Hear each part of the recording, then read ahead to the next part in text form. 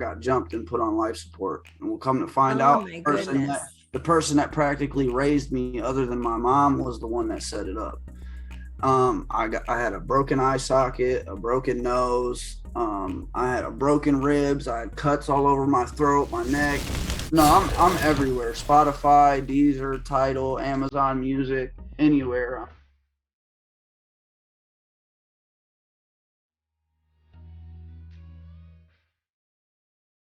Welcome to Recovery Inspired Hope, where your testimonies empower others.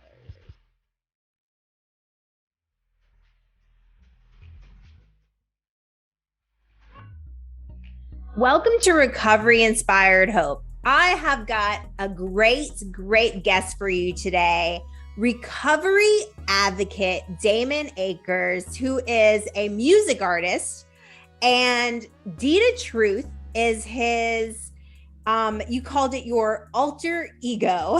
It's kind of like my balled up past, like everything that I've seen growing up in the streets, and like, you know, it's a way to get like all my anger and like down feelings or like even good ones out. So it's just your processing and creative outlets. I love it. I love it.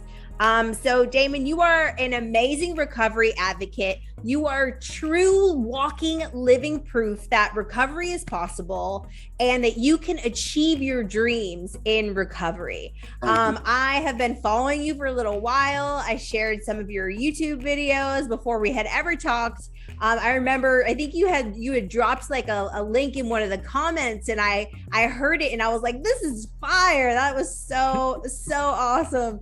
And so that was when I started sharing your videos, because they are so raw and so real, and they help so many people. You know, talking about recovery, we get to know that we're not alone and we're not the only ones. And when we see people who have come out of the fire like you and are on their way to achieving their dreams in recovery, that just is proof that we can do anything that we want to do when we come into recovery. So I'm so proud of you. Thank you for being such an outstanding recovery advocate. So tell us, first of all, when did you realize that you had a love for music?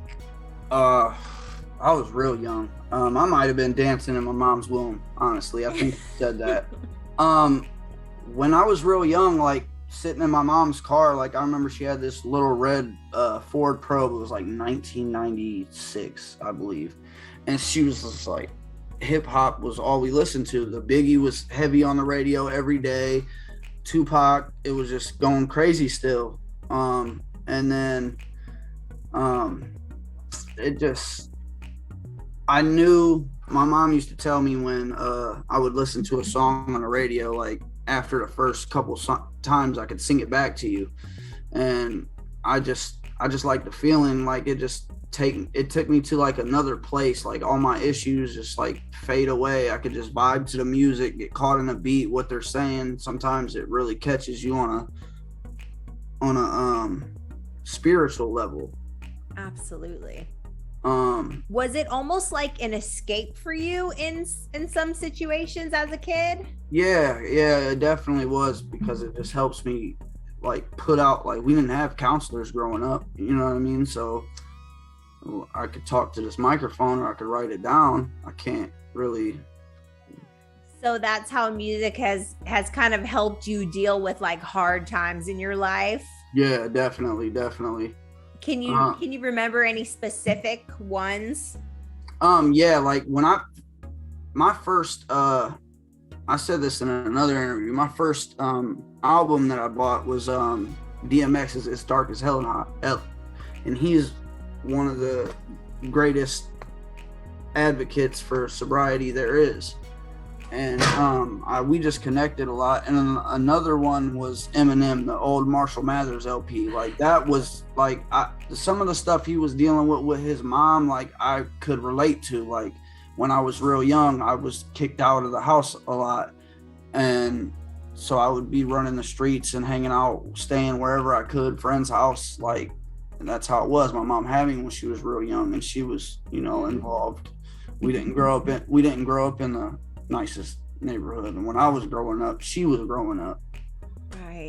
Right. And that's something my mom too. My parents had me, they were 15 when they got pregnant with me, you know, and it's like thinking about it. Wow. You know, at my age now, I wouldn't have known what to do with a kid when I was young either. So sometimes I know we try to, blame things on our parents and stuff, but we have to have empathy, you know, of like knowing what they were going through. And that, you know, sometimes that's just the best they had to give.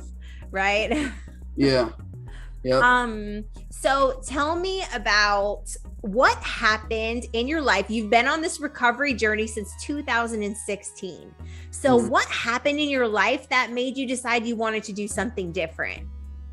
I seen a lot of stuff growing up, and it wasn't just no one thing. I don't think for me, like it just progressively was getting worse, and I kind of knew it. Like back in 2012, I got jumped and put on life support, and we'll come to find out the person that practically raised me, other than my mom, was the one that set it up. I had a broken eye socket, a broken nose. I had a broken ribs. I had cuts all over my throat, my neck. I didn't even really know it was going to happen. I heard a car door slam behind me at my aunt's house, turned around, and by then I was getting punched. And I woke up in the hospital to them pulling the catheter out. And it was just...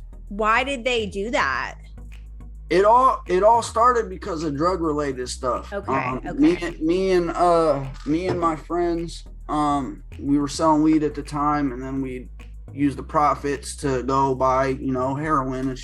Well, they just so happened to be the same dealer. I was staying at my friend's house, and he went to go, re-up.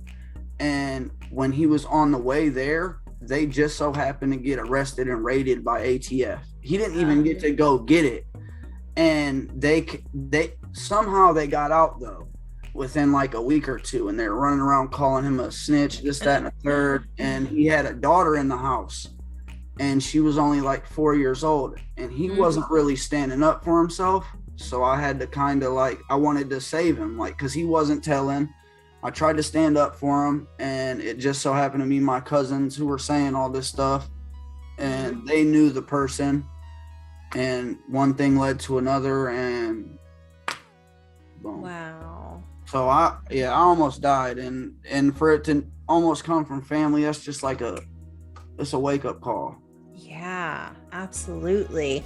So that's when you decided that you needed to kind of change your ways and do something different. Yeah, because there was no doubt in my mind if I'd either been dead from an OD or something violent that we can't control, because that's where it takes you. And you just gotta put your one foot in front of the other, and it's gonna be hard, but you gotta get away from it. Right. So you come into recovery after you said you had done like a little bit of time in jail, and then you came into recovery, you went into a rehab. Yeah. And you said, so your first foundation, you did like meetings and step work. Yep. I was doing AA all the time. I was doing step work, IOP. I was even on Vivitrol for like the first year. So I was sober for like 3 years, and then I was working. I was working while I was in rehab towards the end of my stay. They let me out on work release, and I had got a job. Then I got another job, came home, got an apartment, got my first car. Well, technically my second car. I didn't get to keep the one. My mom, that's a long story. My first car was gone. Okay. Because I went to jail. I came home, it was not there. Gotcha. So I got my first car, and then I was just working for a company for a long time. And in rehab, I was around everybody that was coming home from prison. Like I've had it put in my hands, didn't want nothing to do with it. I could have used in there. They compared the rehab that I was at to like one that was like worse than prison, because you get to go home So a lot of people run away and they catch escape charges. So you can go home and they'd come back, they'd tuck packages, whatever. And yeah, it was a fight. It was a fight. Right.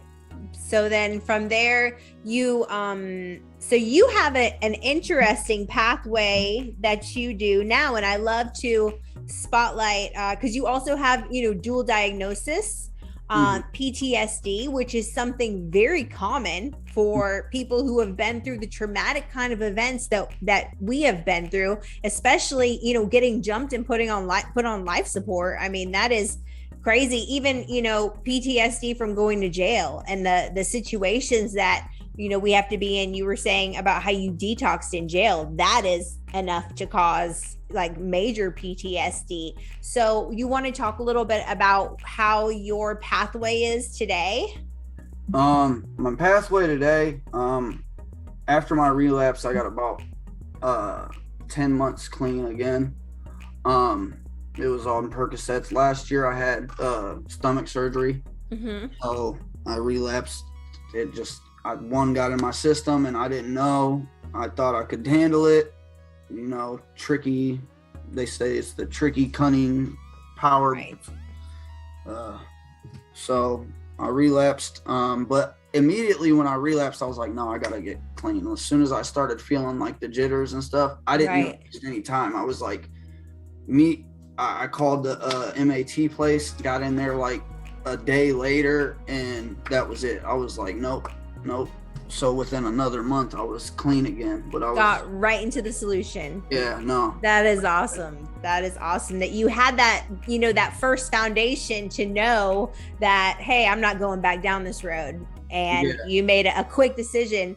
That's it. We're getting into the solution. So that's awesome. Yeah, a lot of stuff happened bad quick too, because it was just like, man, hanging around the wrong people. Really, they came back around. You know, I tried to open the studio to the wrong people. So you can't. I gotta be on the up and up with that now. So everybody that books has gotta be professional, or we're not gonna work. Absolutely. You got to establish those healthy boundaries, protect your recovery and protect your family, because you are a dad, right? And and like a long-term relationship. So you have a family. So that is something awesome too. Amazing gifts of recovery to have that. What is something that you want people to know about you? Know about me personally? I just want people to know that I relate with a lot of like problems and stuff that they got going on. And aside from the music, if anybody needs to like reach out and wants to talk, or you're having a bad day, even, like, feel free to reach out. I'm here. I know a bunch of other people in the Akron area. We are actually the founding place of AA. So if anybody wants to reach out, you got problems, issues, feel free to do that. I'm all about trying to give back, because I've done enough damage to this community before in my addiction, and I just want to further myself and change that. Awesome. Well, we super appreciate that anyway, you know, your service and you know, that for me has been like the biggest thing for me in staying sober. Has been service work, like giving back and just like being a part of, and, you know, encouraging people and making sure I'm staying in like a judgment-free zone. And I definitely get that vibe off you, that you are definitely have like no judgment on like whatever people's pathways are. And so that is great. And that's how it should be, you know? So what drives you to wake up and stay sober every day? My kids and just all the blessings that I have. I count my blessings every day. Like, just waking up is a blessing. Being able to wake up in the morning early on time and get my day started, start writing music.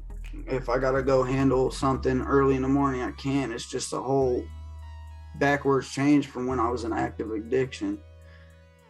It's just it's great. I get to be here. I get to, take my kids to the park. I get to teach my kids how to skateboard. I get to do things that I know I wouldn't be able to do if I would have kept down that path. Absolutely. And my music really keeps me going a lot, because you do get those people that reach out, and you get those people that do support. And when they do, from where we come from, it's the world, because we're not used to that positivity. We're used to negative stuff happening. So when everything changes, it's like a new drug to you. You just want more of the good stuff. Absolutely. Yes, I can relate to that 100% for sure. And being able to celebrate amazing stories and people like you, that's what, drives me too. And just being able to like spotlight people, like I was saying before.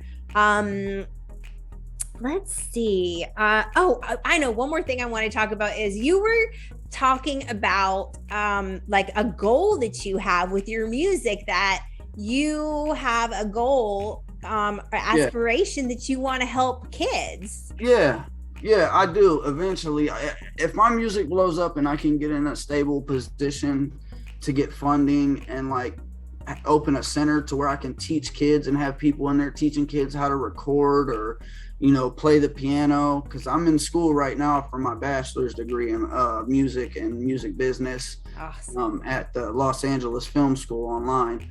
And so I'm learning music theory, how to make my own beats. I put a lot of money and effort into trying to pursue my dream.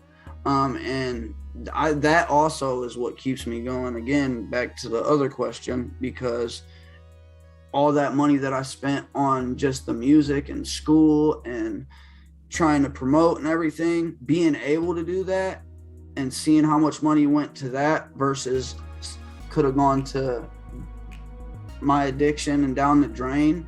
Mm-hmm. It's just a blessing. It's just a blessing. I can't explain it.